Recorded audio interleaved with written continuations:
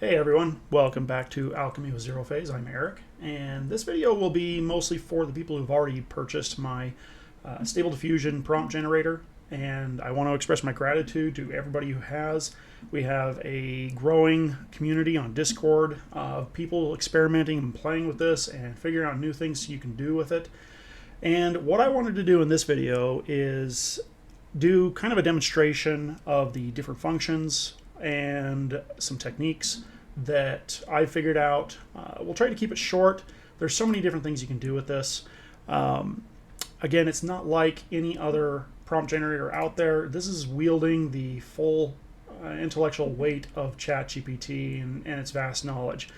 Yes, you're going to get prompts with words that may not be keyworded into a lot of these image generators, but what I've found is that the overall effect that it has is fantastic. The images that we generate using this has been phenomenal.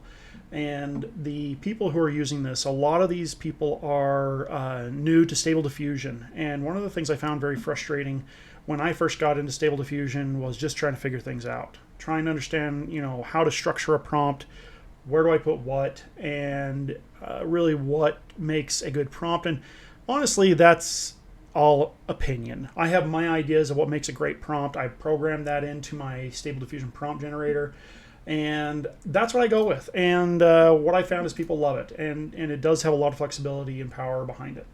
So what we're going to do is we're going to dive in, and first we're going to go through the different functions that I built into this so that you can kind of see what it does. So as you can see kind of the bottom part of my prompt generator here. Nothing super fantastic. Some of the basic rules that I put in.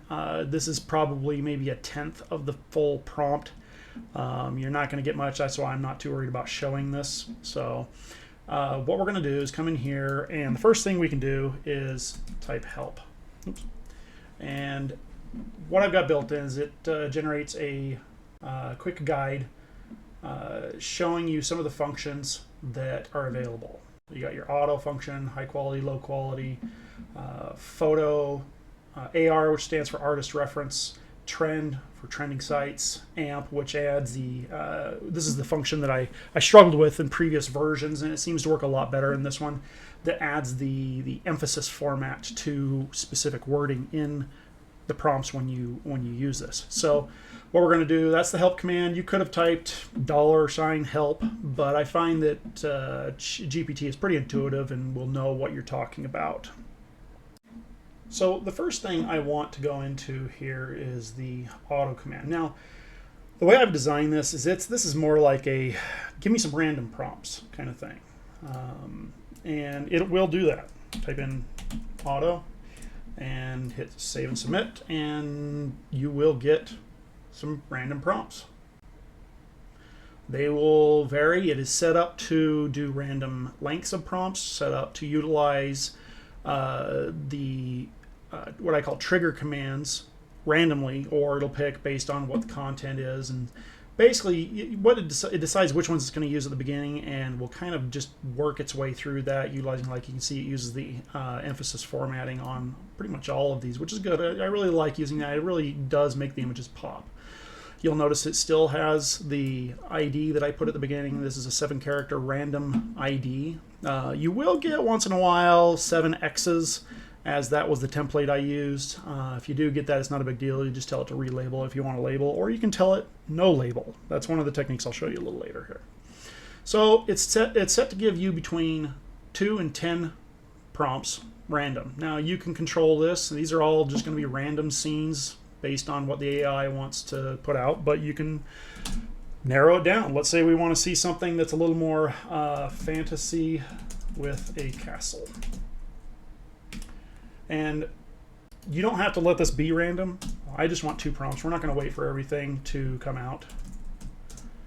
2 prompts, fantasy with castle. Okay. You can see this time it did not use the emphasis formatting.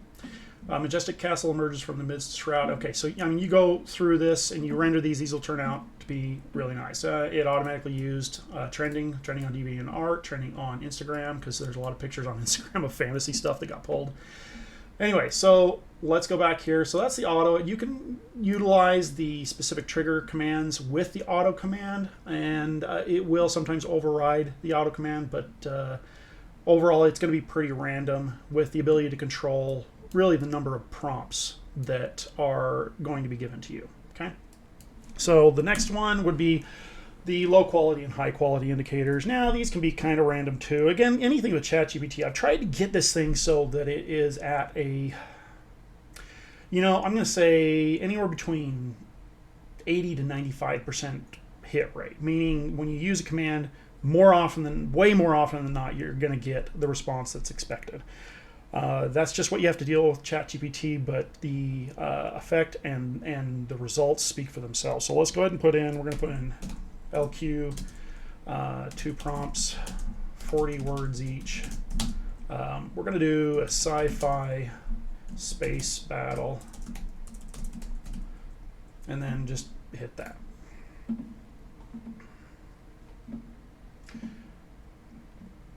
So what you see here, one of the problems in making this prompt generator was differentiating between parentheses and square brackets. And I realized I could just use, if it used square brackets on this, it would use square brackets around the emphasis formatting, which I didn't, the other emphasis formatting where I didn't want it to.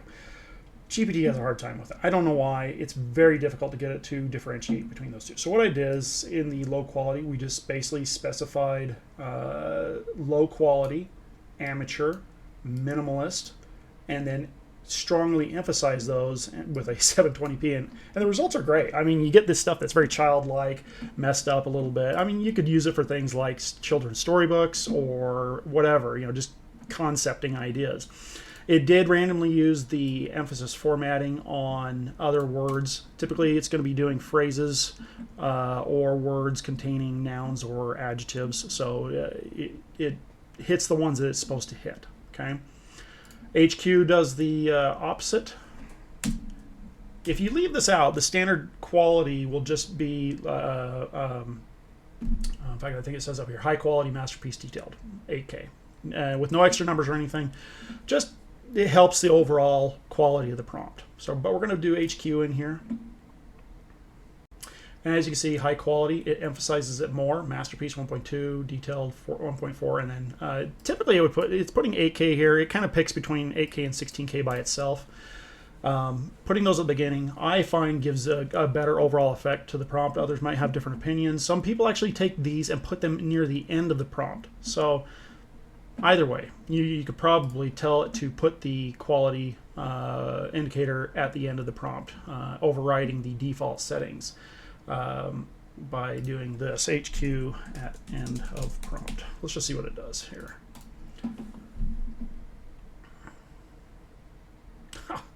There's one of the random.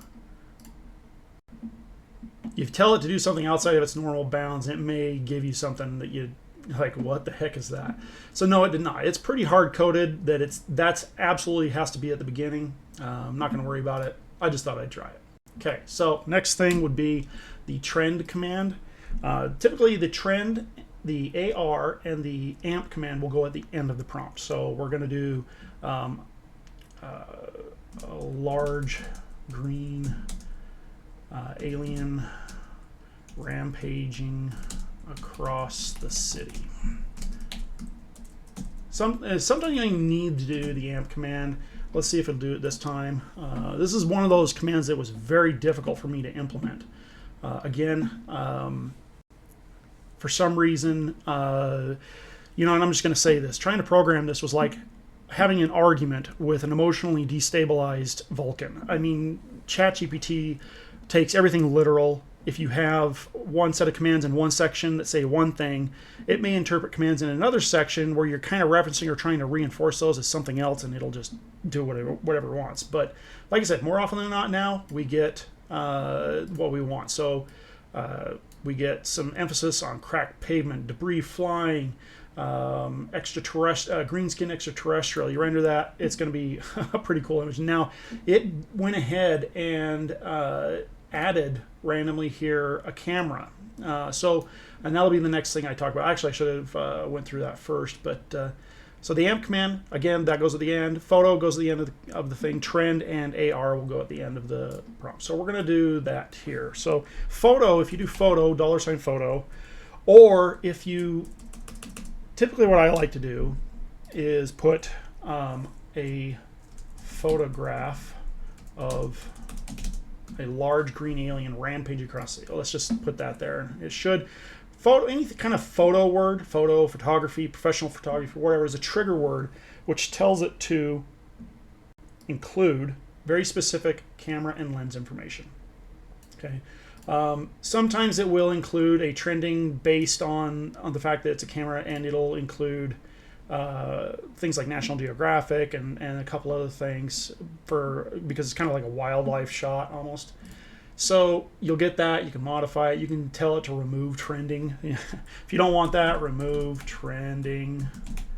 Chain prompting in this thing is absolutely awesome. Gives you the ability to modify the prompt on the fly, giving you very good control over what's in the prompt. Let's say we don't want it to be a photo.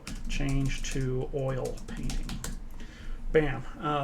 And what it should keep everything, all the other aspects of the prompt the same. It says mesmerizing oil painting instead of a captivating photograph, and it modifies intuitively the rest of the prompt to accommodate that medium. ChatGPT is so wickedly intelligent when it comes to this, and the way I've got this program is that I'm giving it freedom to modify the prompt on the fly while keeping the main theme, characters, and overall aesthetic of the image, just wording it so that it knows it's an oil painting. So let's come back up here, and that's the photo. So you can use a photograph photo. I like to do it that way because it tends to work better. Instead of doing dollar sign photo $amp, which sometimes it'll pick and do photo over the emphasis formatting, or it'll do the emphasis formatting and no photo. But typically doing it this with the photo word in there as a trigger will give you what you're looking for. See, this is one of those times where it gives a triple or 7 X's at the beginning. That's kind of the placeholder in the prompt, and most people don't care about that. As you can see, it did successfully do it this time here, emphasizing proper words throughout, which will give a great image. Having the camera information in there really solidifies for the AI a lot of things, and then it used trending information automatically. So if you didn't like, here's the thing. A lot of people have asked, is the ID necessary? I use it because it allows me to file things in folders better and easier, and it gives me a unique identifier to find things with. You don't want the prompt, or excuse me, you don't want the label, just say no label. And you get something without a label, okay? And it gave the proper default quality indicator. It highlighted the things and emphasized the things that were proper, gave some camera information, and it did give some trending, which I could remove later if I wanted to. Okay, so now we're going to do just the AR, which is artist reference. Sometimes it puts quotes around stuff, and sometimes it does this too. If it does that, you can hit regenerate.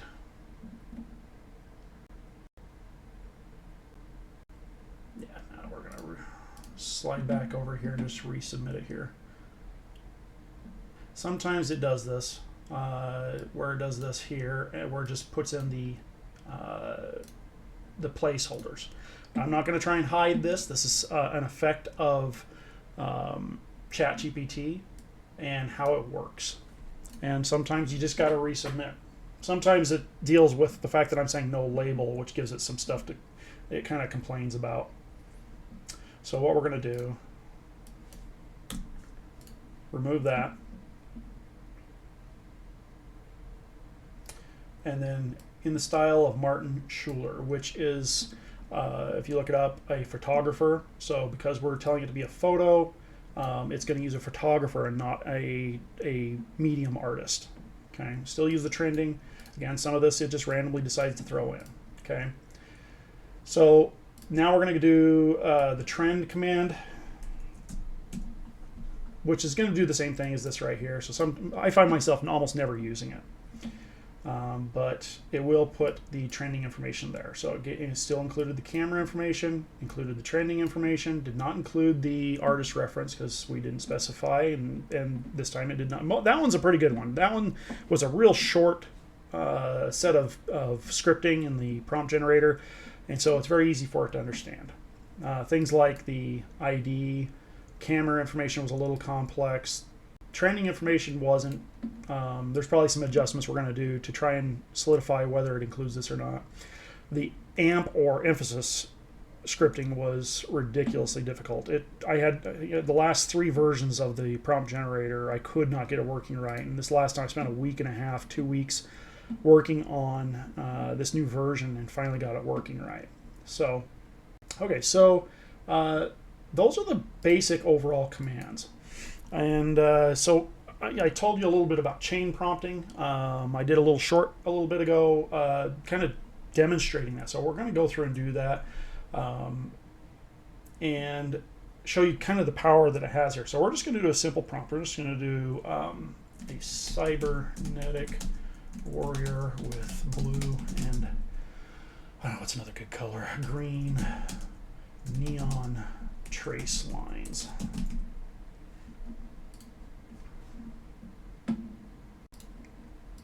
I'm going to regenerate that. There we go. So it should, by default, just give one prompt, a unique ID. I didn't specify anything, so it's not doing anything else in here. But let's say, and it's super short, we could add some more details, like we could just do add 3 more details.